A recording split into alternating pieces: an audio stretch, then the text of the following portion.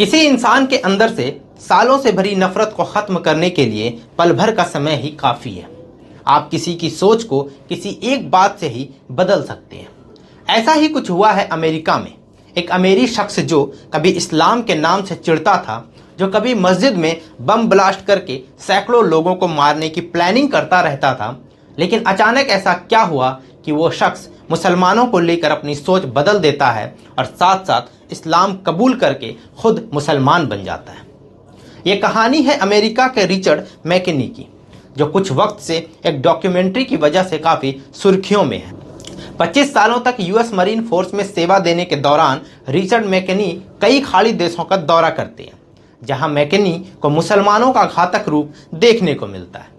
इसके बाद भी जब मैकेनी वापस अपने घर लौटते हैं तो उनकी नफरत खत्म नहीं होती। एक वक्त ऐसा भी आता है जब मैकेनी को किसी दुकान पर हिजाब वाली महिलाएं दिख जाती हैं तो वो अपना रास्ता बदल लेते हैं। वक्त के साथ साथ मैकेनी का नफरत बढ़ता गया और फिर मैकेनी की पत्नी ने भी उसका साथ छोड़ दिया। मैकेनी ने एक इंटरव्यू में बताया, जब वो इंडियाना के मुंशी शहर में रहते थे तब उन्हें मजबूरन मुस्लिम लोगों को देखना पड़ता था। मैकेनी सोचते थे कि ये उनका देश है, ये उनका शहर है, फिर यहाँ मुस्लिम लोग क्यों जमा हो रहे हैं।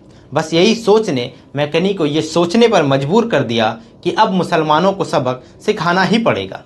इसके बाद ही मैकेनी ने इस्लामिक सेंटर मस्जिद में ब्लास्ट करने का मन बनाया और शुक्रवार का दिन चुना, क्योंकि उसे पता था कि शुक्रवार के दिन मस्जिद के बाहर मुस्लिम लोगों की संख्या ज़्यादा होती है। फिर जब शुक्रवार को मैकेनी मस्जिद के पास पहुंचे तो अंदर से कुछ लोगों ने उन्हें आवाज़ दी और अंदर बुलाया, लेकिन मैकेनी को लग रहा था कि ये लोग भी बाकियों की तरह हत्यारे होंगे। जब मैकेनी वहां पहुंचे तो ऐसा कुछ नहीं हुआ जैसा उसने सोचा था।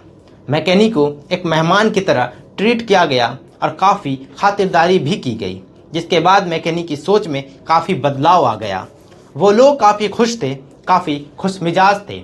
इसके बाद से ही मैकेनी रोज़ मस्जिद जाने लगे और लगभग 8 महीने बाद मैकेनी ने इस्लाम कबूल कर लिया।